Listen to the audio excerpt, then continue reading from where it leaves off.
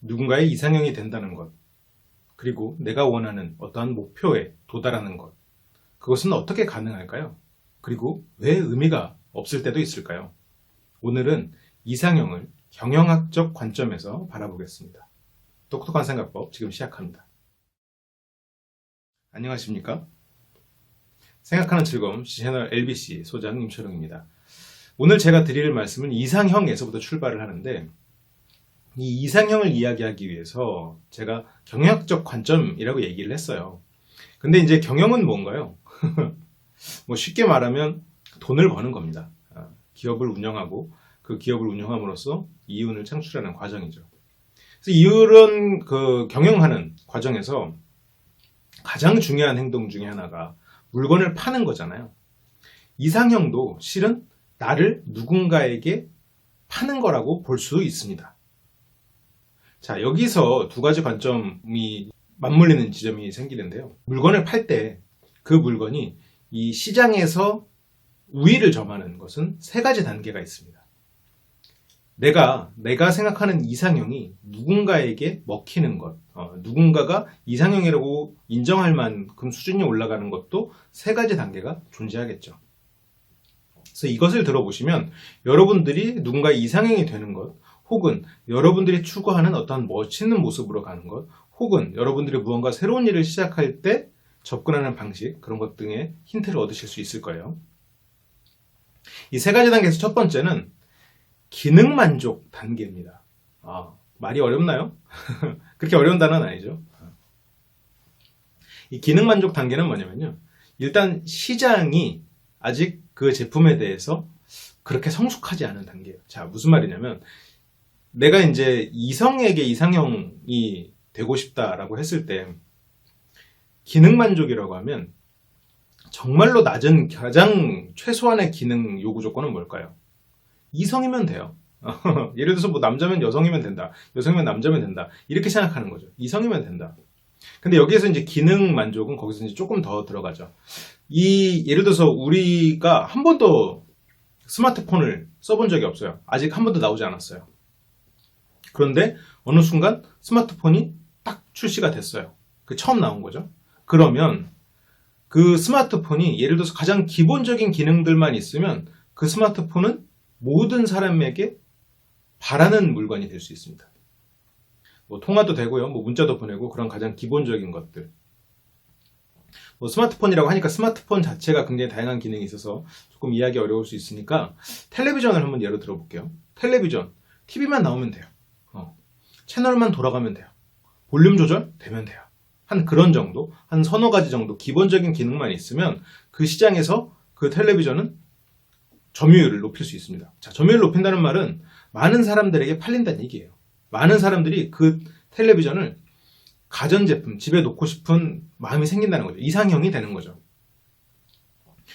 내가 이성을 만날 때 그 이성들이 기본적으로 이런 이성에 대한 생각이 없으면, 경험이 없으면 그 사람들은 기능 만족을 추구합니다. 그래서 이 기능 만족 전략에서는 기본적인 옵션들이 있는 것. 그래서 내가 누군가의 이상형이 될 때 그 사람들이 바라는 어떤 기본적인 것들만 충족시켜주면 그 사람들의 마음을 얻을 수 있어요. 이것은 시장이 성숙하지 않은 단계에서는. 그러면 그 다음 단계가 있겠죠. 이거 너무 쉬운데? 그런데 여기서 이제 두 가지 문제가 생깁니다. 제가 이제 성숙되지 않은 시장, 아직 텔레비전을 보지 못한 사람들에게 텔레비전을 파는 걸 얘기했는데, 우리가 사람 대 사람으로서는 두 가지 문제가 생겨요. 그 사람이 굉장히 많은 경험을 했거나 나와 비슷한 기능을 가진 수많은 제품이 존재하거나, 그러면 이 기능 우위 전략에서는 어떤 포인트가 생기냐면, 일단 상대가 많은 경험이 있다. 그러면 다음 단계로 넘어가야 돼요. 두 번째 옵션으로 넘어가야 되고, 두 번째 단계로 넘어가야 되고, 나와 비슷한 기능을 가진 사람들이 있다. 그러면 이 사람들보다 그 기능 자체가 더 뛰어나야 돼요. 그러니까 이 시장에 텔레비전이 여러 가지가 나왔다고 가정을 하자고요. 텔레비전이 하나면 기능이 존재하는 것만으로 팔려요. 근데 제가 아까 처음에 기능 우위라고 했잖아요. 기능이 더 좋아야 된다라는 거예요. 채널이 더 매끄럽게 돌아가고 뭐 채널이 더 다양하다거나 더 다양한 채널. 예전에는 지금처럼 이렇게 숫자를 누르는 게 아니라 막 돌리는 거였거든요. 그러니까 다양한 채널을 보기가 좀 힘들었었죠. 예를 들어서 그렇다면 기능이 떨어지는 거죠. 그리고 화질 같은 것도 기본적인 기능이 될 수 있어요. 그러면 더 좋은 화질을 추구할 겁니다. 시장이 성숙하지 않은 단계에서 내가 경쟁에 붙었을 때는 그 사람들은 더 멋있는, 더 좋은 기능을 추구해요. 기본적인 것 중에서. 그러면 사람도 똑같아요. 상대가 경험이 없을 때는 기본적인 것, 눈에 보이는 것, 혹은 쉽게 알 수 있는 것에 더 우위에 있는 사람을 이상형으로 선택합니다. 예를 들어서 외모, 혹은 뭐 옷을 잘 입는 거, 말을 잘하는 거. 물론 이런 것들이 기본적인 기능이라고 볼 수 있어요. 그래서 이런 것에서 더 뛰어난 우위가 되는 제품을 선택해요. 자, 이게 첫 번째 단계예요. 두 번째 단계는 뭐냐면요. 자, 첫 번째 단계에서는 그러면 그 사람이 봤을 때 눈에 띄는 것, 그리고 딱 와닿는 것, 그런 것들에 이제 좀 더 뛰어난 것을 이상형으로 본다는 얘기고요. 두 번째 단계는 뭐냐면요. 기능 만족 단계입니다. 기능 만족이라고 하는 고객 만족이라고 했군요. 고객 만족 단계입니다. 이 고객 만족은 이 고객이 기능 이상의 것을 얻어갈 수 있는 것. 자, 예를 들어서 텔레비전이면 그게 뭐 애프터 서비스가 잘 된다거나 좀 고장 났었는데 화질이 이게 뭐 조금 한 5% 정도는 안 좋긴 한데 맡기니까 AS가 너무 빨라요. 뭐 와가지고 친절하게 해주고 심지어 뭐 이게 다시 되는지 점검도 하고 이거 잠깐 화질 나쁜 뭐 이런 고장이 난 동안 못 봤으니까 그거에 대한 뭐 혜택도 주고 뭐 영화표 한 장을 준다거나 뭐 그러면 우리는 거기에 대해서 만족스럽죠. 상당히 만족스러워요. 애프터 서비스가 참 좋구나. 이거는 처음에 생각했던 기능에 플러스 알파가 존재하는 거예요. 그러니까 내가 바라긴 해요. 그런데 바라긴 하는 건데 그것을 다른 데서는 그렇게 막 신경 쓰지 않았던 것들. 그러니까 예를 들어서 저쪽 제품은 화질이 너무 좋아요. 근데 이쪽 제품은 화질이 좋긴 좋은데 저것보다는 조금 안 좋아요. 그런데 다른 뭐 AS가 잘 되고 아니면 뭐 가격이 싸다거나 뭐 가격 대비 가심비라고 하잖아요. 가성비라고도 하고. 그래서 가격 대비 제품 품질도 좋고 그런 면에서 참 만족스럽다는 느낌이 드는 거예요. 이게 시장이 어느 정도 성숙해지면 기능 우위보다 고객 만족 제품이 더 큰 높은 점유율을 차지하게 됩니다.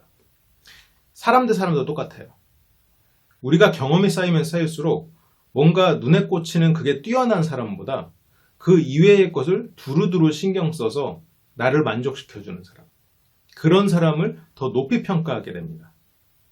그래서 우리가 이제 성숙되지 않은 시장이라고 하면 이제 아무래도 어린 분들이겠죠. 물론 개개인의 차이는 있을 거예요. 어린 분이 경험이 더 많을 수도 있고 나이가 들었어도 경험이 적을 수도 있겠지만 대체적으로 나이가 적거나 경험이 적은 이런 쪽 분들은 아무래도 기능 우위 전략을 선택해요. 기능 우위 제품을 선택해요. 그래서 예를 들어서 내가 외모가 엄청나게 뛰어나요. 물론 신기에 있을 정도로 뛰어난 그런 분들은 여기서 논내려고요. 굉장히 잘생겼어요. 그러면 기능 우위 전략 시장에서는 상당히 높은 점유율을 차지합니다. 많은 사람들한테 인기를 끌어요. 근데 점점점 주변의 사람들의 경험이 쌓이고 나도 그 안에서 경험이 쌓였을 때 내가 외모 말고 다른 것을 내세울 게 하나도 없으면 그 시장에서는 도태됩니다. 안 팔려요. 화질만 좋은 텔레비전은 팔리지 않아요. 와이파이 기능도 있어야 되고 AS도 돼야 되고 그거에 맞는 가격도 어느 정도 돼야 되고 그런 두루두루 알게 됩니다. 소비자들은 많은 걸 알게 돼요. 그러면서 그것에 대해서 더 큰 걸 요구해요. 더 많은 걸 요구해요. 그리고 그런 것들을 만족시켜주지 못하면 만족시켜주는 다른 제품보다 안 팔리게 되는 거죠. 자, 여기까지가 우리가 생각하는 기본적인 이상형의 조건에 가까운 거예요. 처음에 말씀드렸던 것은 다른 사람이 바라는 것을 그러니까 예를 들어서 나의 이성이 바라는 것을 내가 주변의 나의 동성보다 더 나은 것. 그리고 그게 기능 우위 전략이고요. 고객 만족 전략은 이성이 바라는 것에 그것은 나는 충족시킨 상태에서 그게 내가 비록 조금 떨어질지언정 플러스 알파를 더 얹어서 제시하는 것. 여기까지가 이제 기본적으로 우리가 생각하는 상대가 원하는 이상형에 나를 맞추는 작전이라고 볼 수 있겠죠. 전략인데 세 번째 단계가 있습니다. 이 세 번째 단계는 고객 감동의 단계로 넘어가요. 근데 고객 감동으로 넘어가면 이 감동의 본질을 좀 생각해 봐야 되는데 감동은 우리가 예상하면 감동이 크지 않아요. 내가 계속 나는 어떤 스타일을 바래, 어떤 것을 살 거야 이렇게 했는데 딱 새로운 제품이 딱 나오는 순간 그 제품은 내가 상상도 못한 제품이었는데 너무너무 좋은 거죠. 그게 고객 감동입니다. 이것은 시장의 논리를 바꿔버려요. 소비자의 생각을 바꿔버립니다. 그래서 우리가 이제 보다 보면 계속 어떤 한 가지 스타일을 얘기하고 막 그렇게 하다가 어느 순간 전혀 정반대의 사람한테 푹 빠져가지고 그 사람하고 잘 삭히는 그런 케이스들 있잖아요. 그게 고객 만족의 단계를 넘어서 고객 감동의 단계로 넘어간 거예요. 근데 고객 감동은 어떻게 주느냐?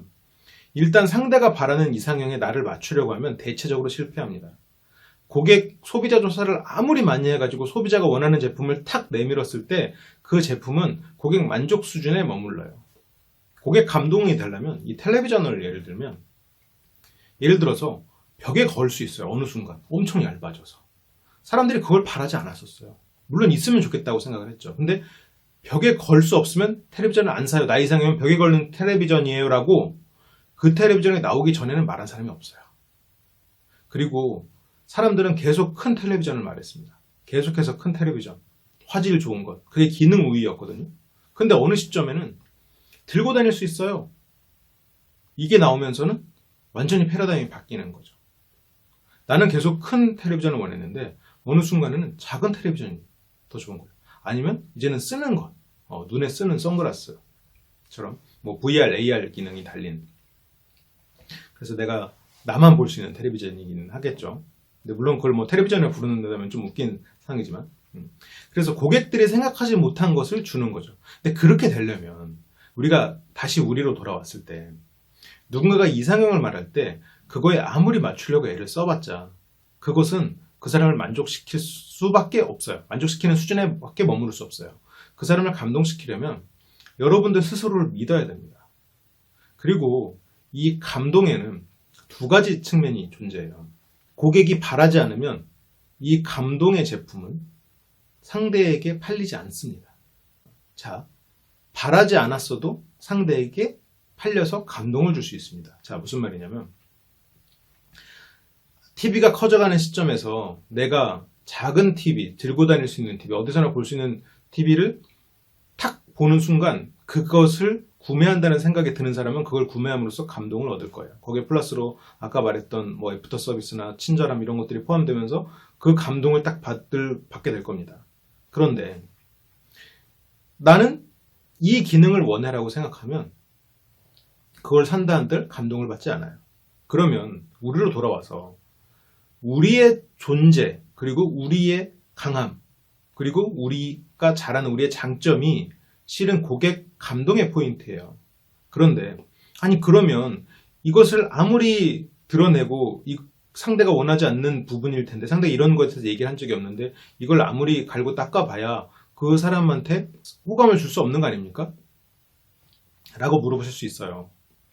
10명 중에 예를 들어서 10명 중에 8명의 호감을 못 얻을지도 몰라요. 그럼에도 불구하고 내가 다른 사람의 이상형을 쫓으면 10명 중에 10명의 호감을 못 얻습니다.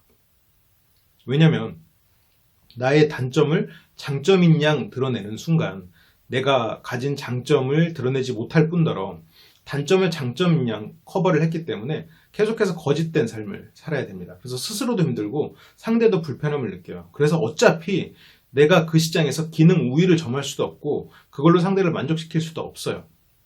그러면 차라리 내가 가진 장점이 내가 기능 우위나 그 고객 만족 수준에서 아직 안 됐다면 그 다음 단계로 넘어가는 거예요. 그 다음 단계에서는 결국 그 자신의 가치를 알고 그것을 계속 키워온 사람이 이깁니다. 시장이 완전히 바뀌어요, 패러다임이.